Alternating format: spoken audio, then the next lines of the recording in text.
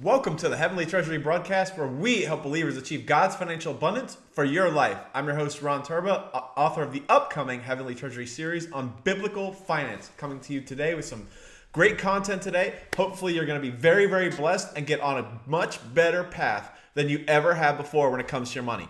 And I'm not talking about just, hey, I'm going to get a nice 5% raise for my job. No, we're talking a lot more, a lot more. I'll tell you what, nobody in the Bible got excited over a 5% raise, and neither should you. Thankful for the increase, yes, but settling?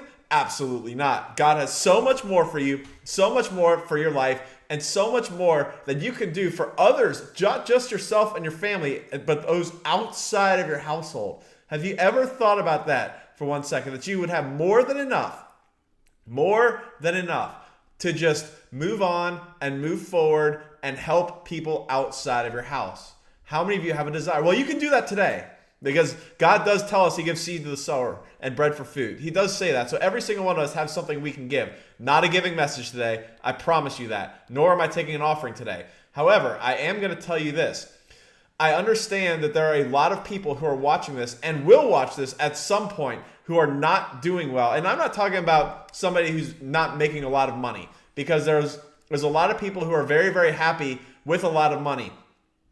The reason I'm thinking about this is because I recently watched a YouTube series. I can't even remember the guy's name. He goes around to one of the poorest parts of the country. In fact, why don't I ask you this? Do you know where the poorest part of the country is? I'm talking the absolute poorest. How many of you would say some inner city somewhere? Inner city Los Angeles, inner city Chicago, inner city New York. How many of you? It's what we hear about on the news all the time, about poverty, drugs, murder, all those sorts of things that really just congregate in those inner city areas.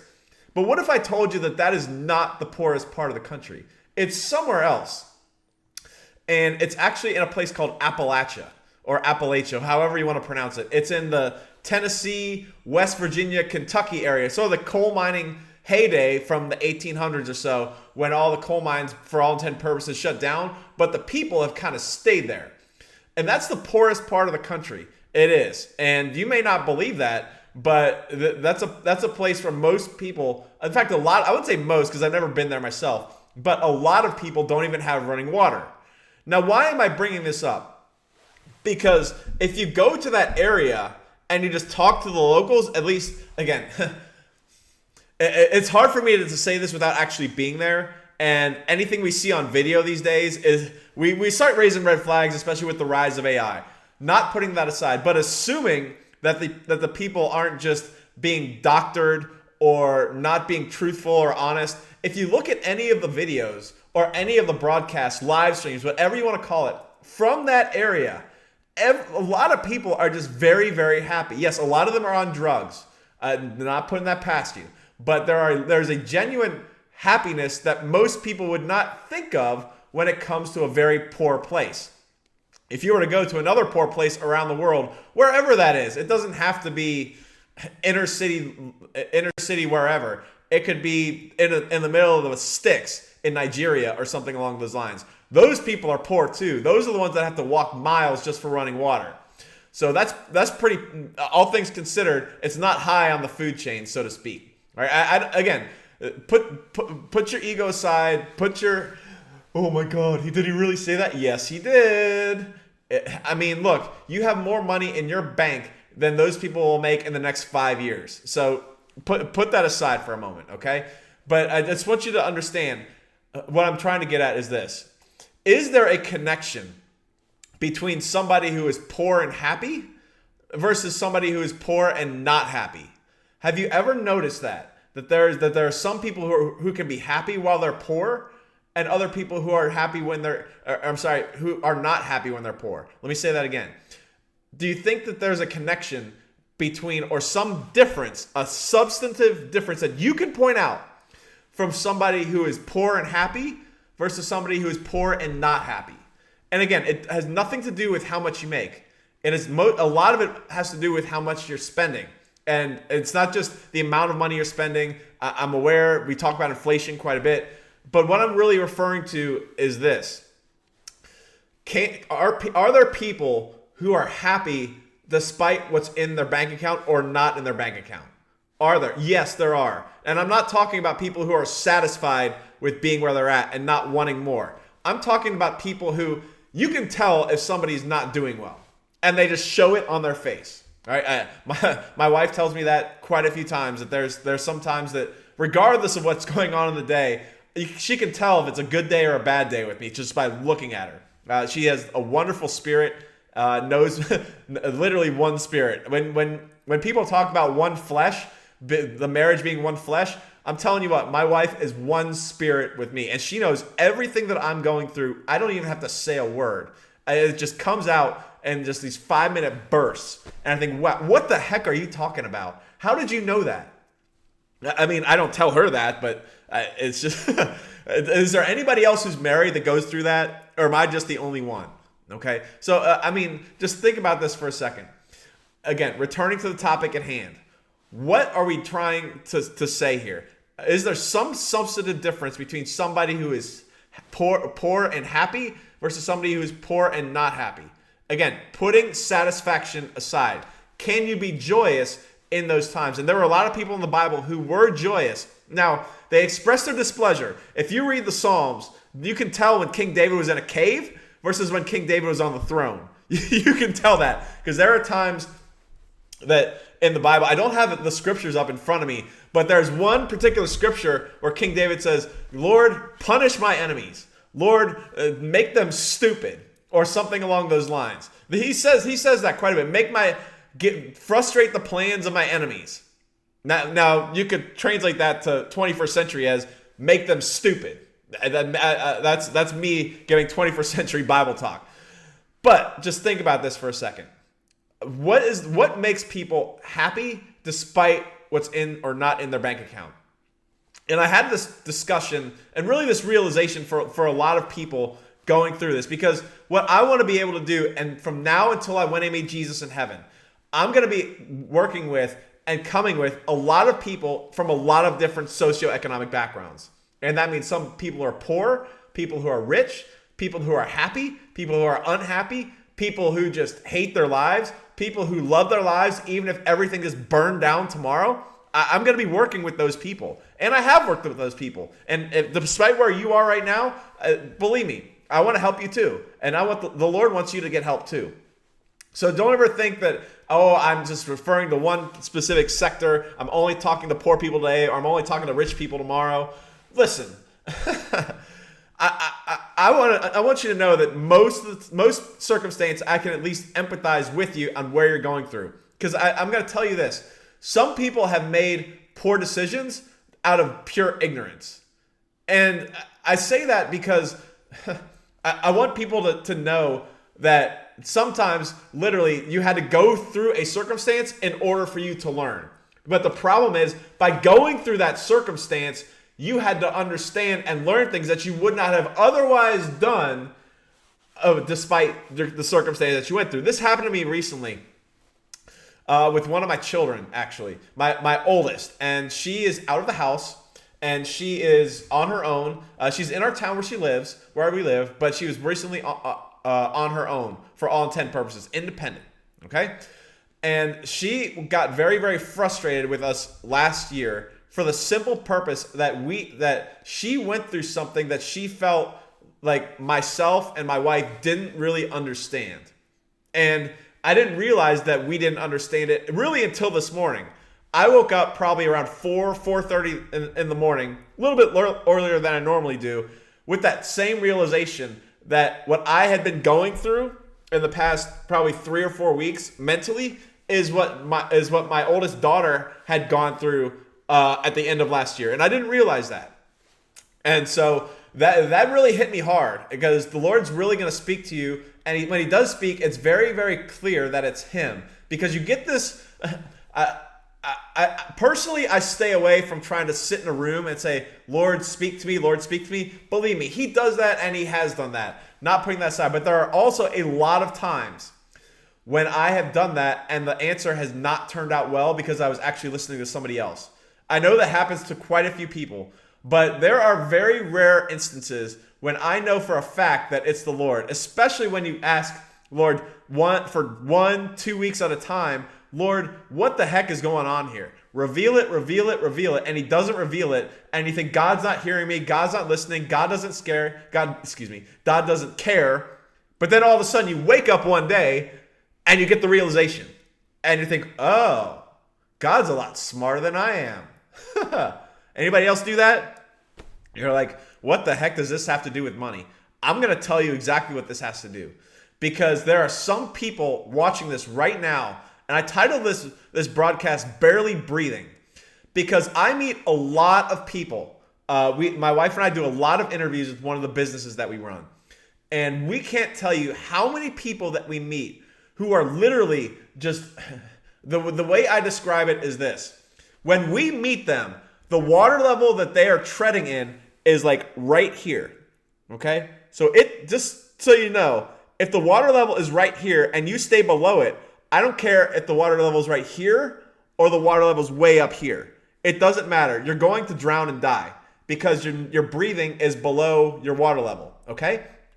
But the reason I mentioned that in this case is because when you're at the water line right here, if you take a little bit of effort, you can get up right here. Just a little bit of effort, and you can at least breathe for a little bit. But there are times when you come right back here, and in fact, you feel right here. How many of you have gone through a financial situation where you felt like you were drowning? And I mean, you could not sleep. You could not sleep. And it was so suffocating that you literally could not think about anything else. You couldn't even pray. You couldn't even read the Bible without thinking about whatever circumstance that you're going through. How many of you have been there? Especially financial. Because I'm going to tell you this. I'm not picking on Verizon phone company, but Verizon only when you pay your bill, Verizon only cares about one thing and one thing alone, and that's your money. They don't care about anything else. They care about, yes, we're going to provide the service that you're paying for, but when it comes to paying that bill, the only thing they care about is money in their account. And there's a lot of you right now that the only thing you're focused on is the money in your account or the money not in your account. And we have to be able to get over this, especially no matter where you are, even if you run a large company with a couple thousand employees, you're going to have times, especially if you're that CEO, where you're the one that has to deal with meeting or not meeting payroll. And payroll could be $100,000 a week. Easy. Now, some of you are thinking, man, I would like to make $100,000 in a year. Well, guess what? If your company has 5,000 employees, their payroll could be in the millions. It could very easily be in the millions. So just think about that for a second. They're literally writing checks and deductions from their bank account every single day. I know this because one of the clients that I used to serve, I managed about 5 million transactions for them per month. And that includes all the invoices that they paid. And I knew every single one that they sent out and every single one and every single bill that they received. I could see it all.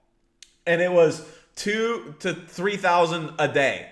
2,000 to 3,000 bills that they were paying a day. And that's not including receipts from customers, from their millions of customers. But the bills that they were paying, my goodness. I mean, they were ACHing in the 50 million like it's nothing. They were paying for supplies to provide their customers literally every single month for $50 to $100 million. They were doing wire transfers in the billions to balance out their companies and the accounts payable and receivable within the companies that they own. So it's a lot. And if you're in that position, it doesn't matter how many zeros are behind your dollar amount. I want you to focus on this. Are you suffocating? Even if it's a company, even if it's somebody else, are you suffocating right now? If the answer is yes, you're not going to be suffocating at the end of this broadcast. That I can promise you, because the Lord has really brought me through a lot of things. And I mean a lot of things. Especially when I've decided to say, hey, it's time to publish the book.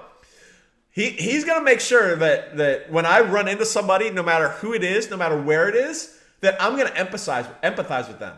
I'm going to know what they're going through. I'm going to know how they're feeling, most importantly. Because I will tell you this. One of the things that I think hinders a lot of people from getting assistance financially is, number one, they don't want to tell people they're not doing well. They don't.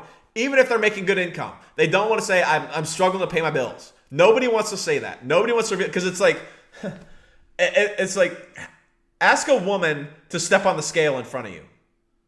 That's what it feels like. Okay? If you ever try to do that, even if it's your wife, even if it's my wife who's has weight loss targets that she's going to hit at some point, okay? And she's working through it, and it's awesome. I love seeing it. I love seeing the determination. Believe me. But if you ask even her, if I said, honey, what do you weigh today? It would just get this, as if somebody is literally taking a camera and putting it in your butt and saying, I'm going to look around here. Because that's what it feels like. And if you're in that position of not doing well, you think, number one, you don't want to reveal it to anybody. But most importantly, you don't think anybody knows what you're going through or even has gone through what you're going through. That's most people. Do you understand that? That's most people. They think that you don't know what they're going through. They think that they're the only ones on planet Earth who have ever gone through what you have gone through. I know.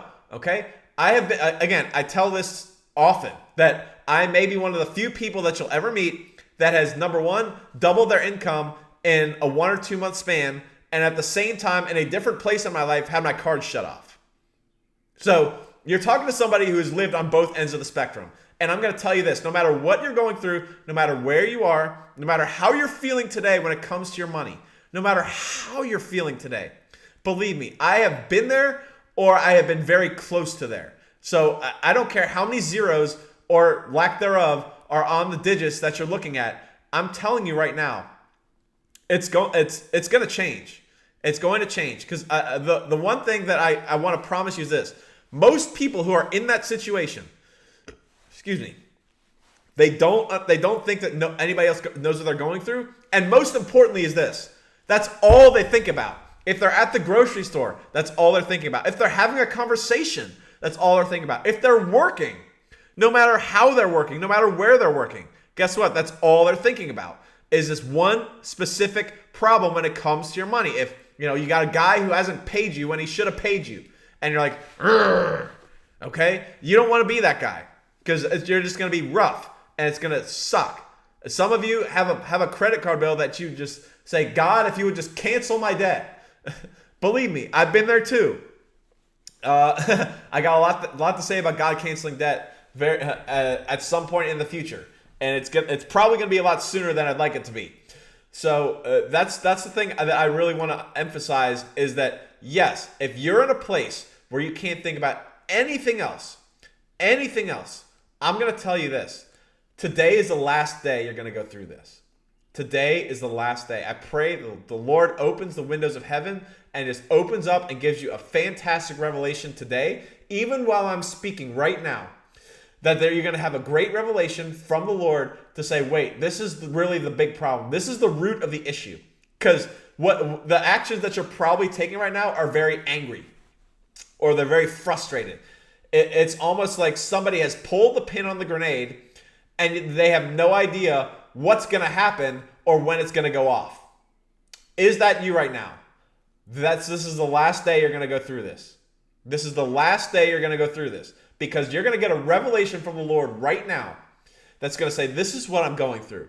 I'm going to tell you this. Some of you are very bitter because somebody wronged you in the past or somebody controlled your finances in the past. And now you're thinking, oh my goodness, I can't pay my bills.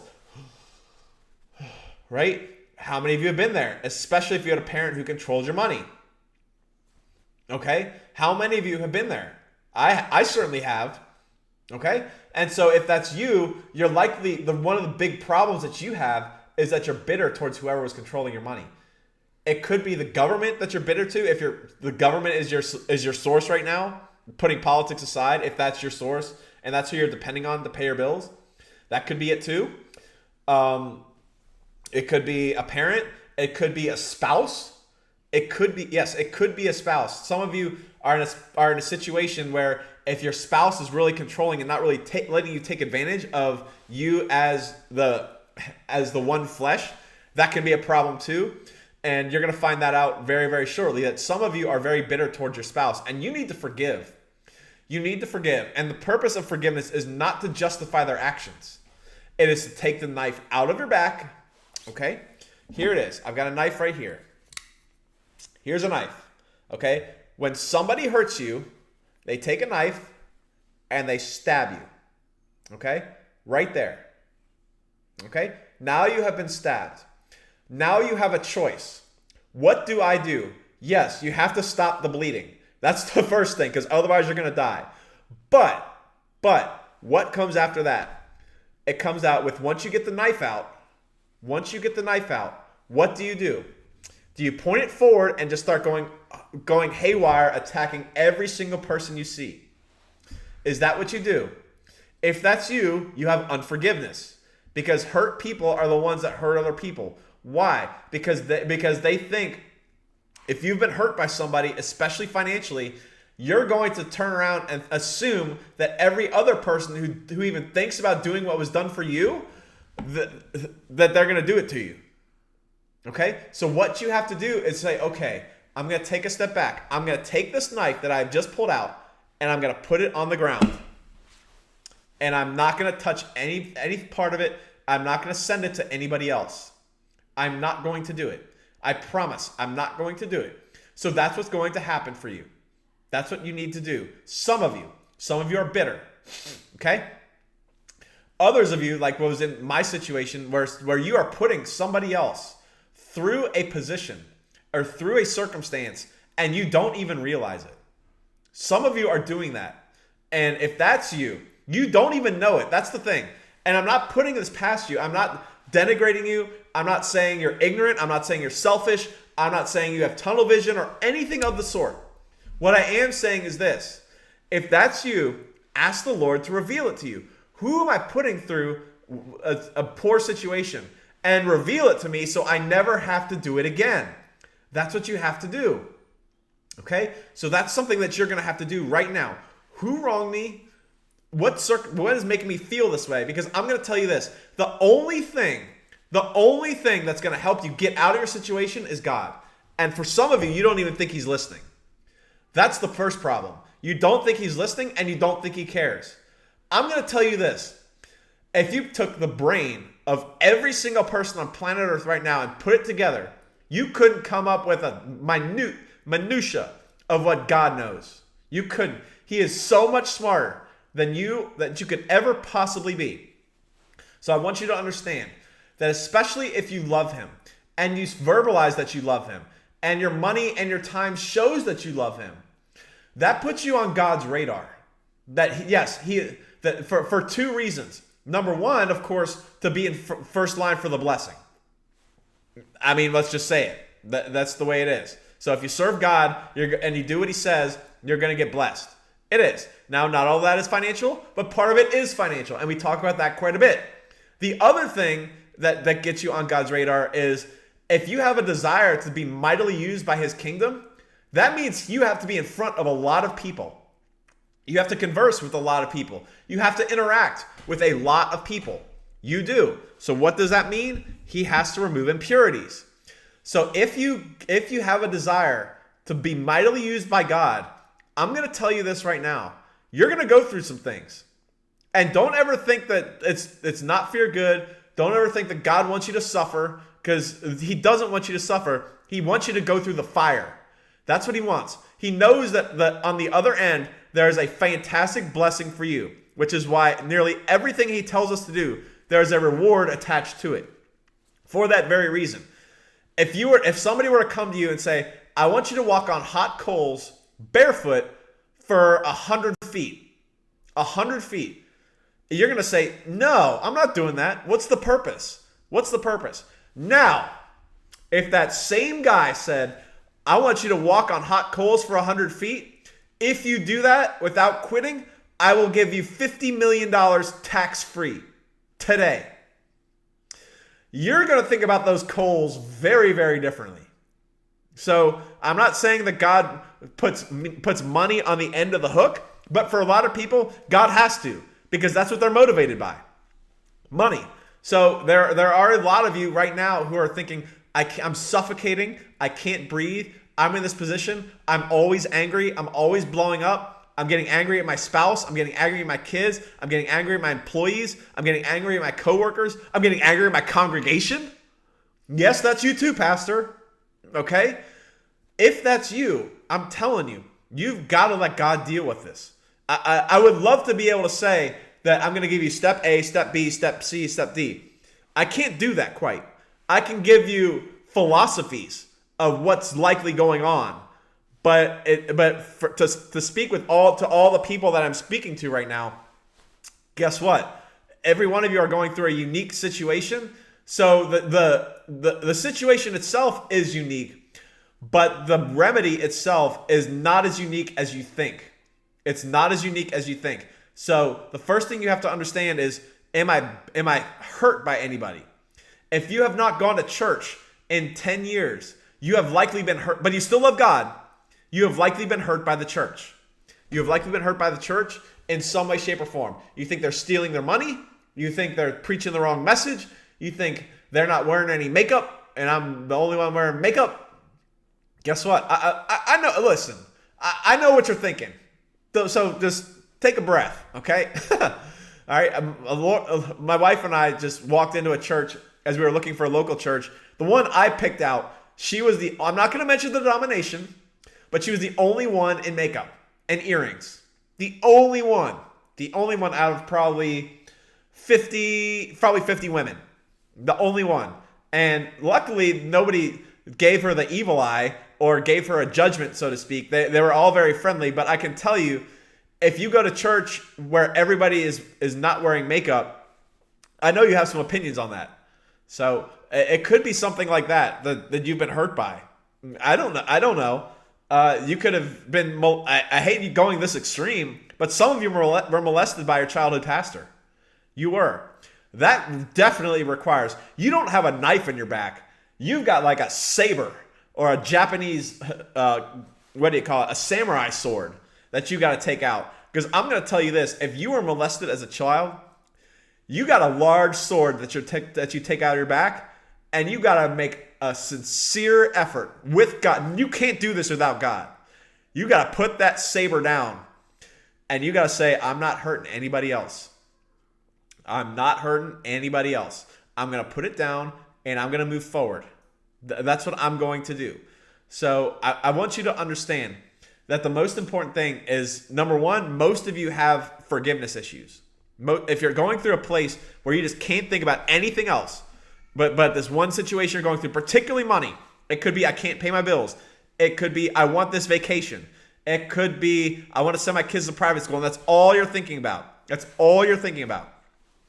You have to understand and do a deep dive with the Lord and saying, why is this so important to me? Now, He wants to give you the desires of your heart. But if that is your heart, if instead of Him, you're not going to get it. And so if that's you, believe me, there are things that I want very, very badly. But I can tell you this right now with a straight face, and the Lord is watching me, that I will care more about Him than anything else. And you have to say that as well. You've got to look in this camera right now and look at wherever you're looking at right now and say, Lord, I care about you more than anything else. So let's say it together. Lord, I care about you more than anything else. Now, some of you have to say that 10 or 15 times. I'm aware of that. And that if you had to do that, that likely means something is owning you. Something is really, really owning you. And I don't want you to be owned by anybody. I don't. So those are a couple of things that you got to do today. If you're at a point where you just literally can't breathe because of your money situation, you just can't breathe. Okay. Hey, thanks for joining. Love the question. You have read too much books. Can you suggest me something on money and also on philosophy? So for me, that's a really good question. Thanks for asking. I hope you're having a blessed day. So what I would suggest is, number one, the Bible. You have to be in the Bible. I don't care who it is. There's no better money book than the Bible. Okay? That's number one. The second book that I would recommend, and it's a lesser known book. There's a lot of great books on money because I like to stick to books that really, really, they really have to hit you home in a biblical way. There are a lot of great books on money, but are they biblical way? Because I want you to understand, in order for you to increase the way God wants you to increase, you have to do it His way. Because if you don't, I tell this all the time. If you, sir, some people watching right now, if you tripled your income today, you're in divorce court next week. Okay? But to answer your question, a book that's also sort of money and philosophy-ish, let's see. I would suggest this one right here. That's a great question. The Richest Man in Babylon. The Richest Man in Babylon. This is not a spiritual book, but it is a book that was written, I want to say not millions, like as if they were writing books millions of years ago. All right? But this is a very ancient book. I would say ancient is the right word, because this book really takes place within Babylon, and there's a lot of great things in this book. Basically what the book is about is it follows the story of a man who is, like I said, barely getting by, struggling to breathe. He's struggling to breathe, financially speaking. So it follows him from, hey, wait a minute. I'm working all this time. I'm doing good work, but I'm broke. What do I do? And so what he ends up doing is he ends up running into the richest man in Babylon. Just so you know, Babylon was a very, very rich city at one time. It was very, very rich. So this guy at the beginning of the book, his name is Bansir, Bansir. He follows his friend throughout he's a chariot. I think he's a chariot maker or repairs chariots or something along those lines. Okay, that's what he does, and he follows. And you're gonna follow his story from the time when he was broke. Again, not destitute because he's earning income, but broke because he's what he is doing, and he realizes this very, very quickly, is that he's working on these chariots. But as he's working on these chariots, he's seeing a lot of people that are riding the chariots, and they're not doing any work. And he's thinking, wait, I'm doing all this work. I'm broke. This guy's not working at all. He's got tons of money, tons of servants, a great wife who's dressed to the nines with pearls, gold, and all of that. And here I am broke. My wife can barely afford a prayer shawl. That's what this follows through. And it goes into his desire to do that, because I'll just give you a synopsis of the first chapter. Again, he meets the rich guy. The rich guy doesn't just go out of his way, because rich people understand something very, very clearly. They understand that their time is very valuable. They don't screw around. They know what the value of their time is. And the rich man that Bansir runs into knows the value of his time. And the way that, again, I'd have to read through it because I haven't read it in a little bit, but I would say this. The rich man basically says, if you complete this task that I give you today, I think Bansir has to write on a stone tablet for a day or two, and he has to complete it. I mean, he literally can't go home. He can't eat. He can't sleep. He can't drink any water. He has to do nothing but work for a day or two. And if he can do that, then the rich man is going to give him his time. Then he knows he's serious. Because whatever rich man you run into that's going to be your mentor at some point, they're going to test you too. They're going to say, how committed are you? Because if you're not committed, I got 1,000 people over here who are. And I'm just going to throw you out. Okay? That's how this guy gets in the good graces of the richest man of Babylon. And the richest man of Babylon gets very ancient. They're not biblical verses per se, but they are great philosophies on how to view your money and how to make your money work for you. And most importantly, for most people who are watching this, you probably have a job. And if you're thinking about your job and you're thinking, there's no possible way I can get rich getting a job, you're 100% right, because your employer is the one who controls your money. He is. And he or she, whatever company you work for, they're the ones that say, okay, you can only make this much. But there are ways that you can earn money where there's no lid on your income. There's high potential, but there's other ways. And Bansir finds this out very, very quickly, and literally overnight gets himself on a path, a rich path. Now, it's not an easy path, but it is a path towards riches. And that's what my goal is on this broadcast. I really appreciate you coming on here and asking that question, because that's the goal of my broadcast, is to be able to get people on a good path, moving forward in the right direction, to get the 100% guarantee of the riches that God has for you. It's not a lottery. It does take work, but I'm telling you, when you get blessed by God financially, they are sorrowless riches. That means when you get a lot of money, the problems stay home. Problems stay home. For most people, when they get rich, the problems come in. What is that? What's that song? Mo money, mo problems, so to speak. I'm not a rapper, but that's the way it is. But yeah, to answer your question, If there's one book that I would recommend that's sort of on money and philosophy outside of the Bible, I would recommend this one, The Richest Man in Babylon by George S. Clason. Okay? You know what? I really appreciate that. And I'm going to tell you this.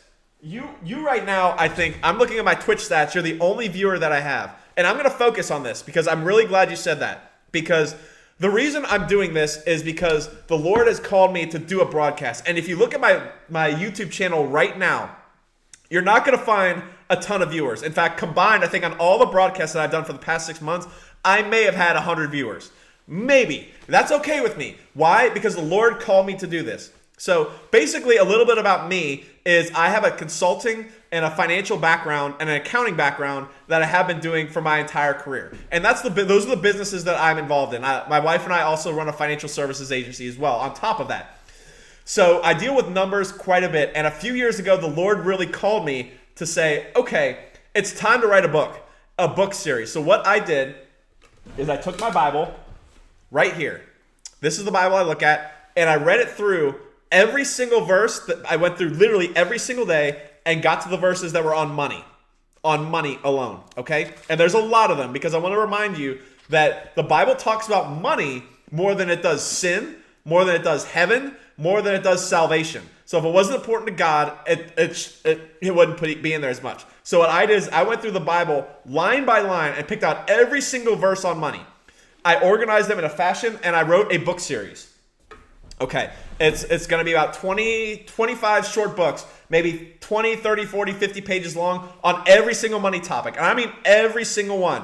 And my first book, I'm literally like this close to saying, okay, I've got the publisher that I want to go with. Here's my first book. So it's very, very close. Okay? And so that's a little bit about me and my calling on God. Because my calling for the Lord is to help 1 million believers double their income with sorrowless riches. Okay? Sorrowless riches. Okay? That means when you get rich, there's no sorrows added to it. Because that's a Bible verse. Okay? I don't have it in front of me, but that's what it is. And so that's my goal. I don't care where you are. If you're living in a car, you're living on Wall Street, you're eating filet mignon, you're eating Spam, I don't care. I've got something for you. And that's my goal, to help people financially the Lord's way. And that means to increase. My focus is on the increase part of finances. Because what I have found, especially when it comes to people who talk about the Bible and money, they really only focus on two things. That's giving and that's stewardship.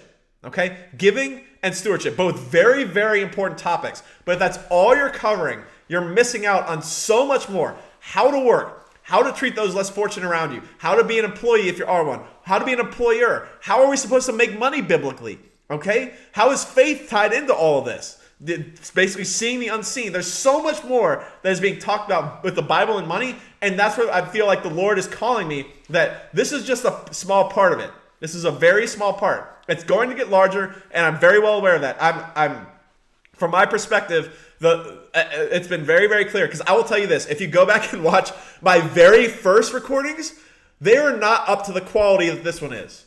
They're not. It's taken me a long time, and I think that's one of the reasons why the Lord put me on Twitch before any other platform. So right now I'm streaming live to Twitch and YouTube, to Twitter very, very shortly, X, whatever you want to call it, and Facebook as well. So that's something that I feel like stepwise that the Lord has kind of guided me to, because because if the Lord had brought me 10,000 viewers on my first broadcast, all 10,000 would run the other way, okay? And whatever dreams you have too, there's a reason why the Lord is not making you successful right away. Because if He made you successful right away, you would blow everything that He's trying to build up in you. And so you have to trust the process. I think Nick Saban is the one who talks about it all the time. Trust the process. I don't care if we're down 30-0. We're still going to trust the process. We're still going to get out there. We're going to run the plays we tell you to do. We're going to do them the best of our abilities. And we're going to trust that if we continue doing this, we continue to build the discipline, we continue to build the wisdom, we continue to build the guidance, and all of that, you're going to reach glory. And that's what he preached from day one. And guess what? More championships than anybody else on planet Earth for college football.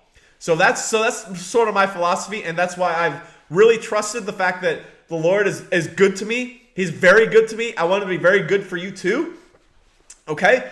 And so I look at the viewer counts. Believe me, I do. I would like there to be more viewers, and eventually there will be. But I am not stopping this broadcast simply because only one person watched me.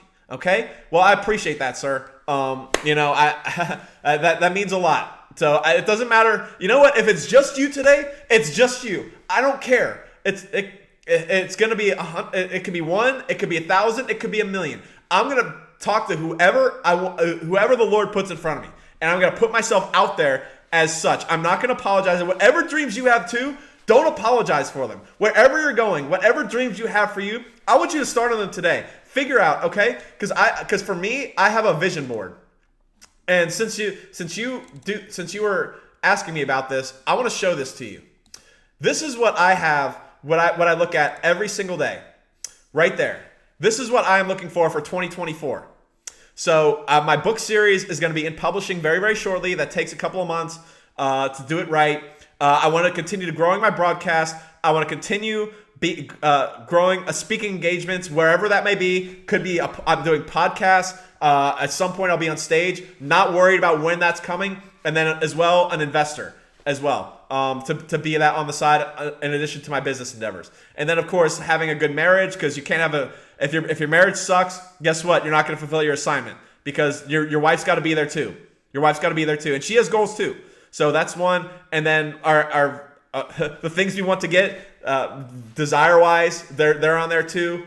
Just so you know, on the third row on the left, that's a brand new Cadillac Escalade. That's going to be our next car. The second photo on the left is in Greece.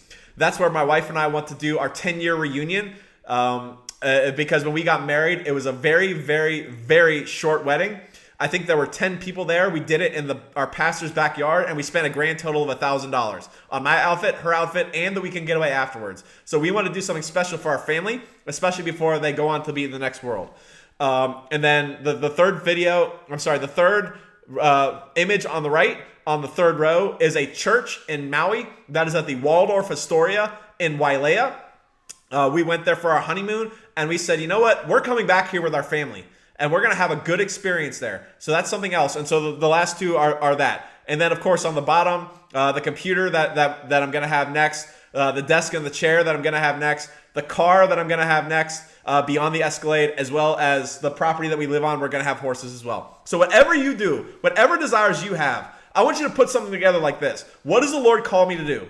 Really, what does the Lord call me to do? Because it's gonna ask. It's really gonna come down to, you're gonna have to help a lot of people. You are, okay. So it's gonna take some conversing with a lot of people. So the first thing I would recommend is to understand, what does the Lord really call me to do, and the spiritual gifts that He's called me to do, and do them in. Okay, so that's the first thing you want to do. The second thing you should do is, number one, whatever work you're doing, whatever that is. I don't care if you're a consultant at a Fortune 500 company. I don't care if you're managing Wendy's. Doesn't matter. You work it as if this is the last job you're ever going to have before you meet Jesus. And you're going to treat every single customer as if they're Jesus. I don't care if they treat you poorly, because guess what? There's a lot of people who treat Jesus poorly, and guess what? He still died for them. Even people who spit on His grave, He still died for them and their sins. So you've got to understand, yes, you got an exciting year ahead of you. And then finally, once you get all that and you start getting on your assignment, don't ever give up, no matter how grim it looks. There are a lot of days when I woke up and said, why the heck am I doing this? Because I woke up and I said, you know what? I've got 0 viewers on any of my broadcasts for the past 3 weeks. Guess what? Time to change.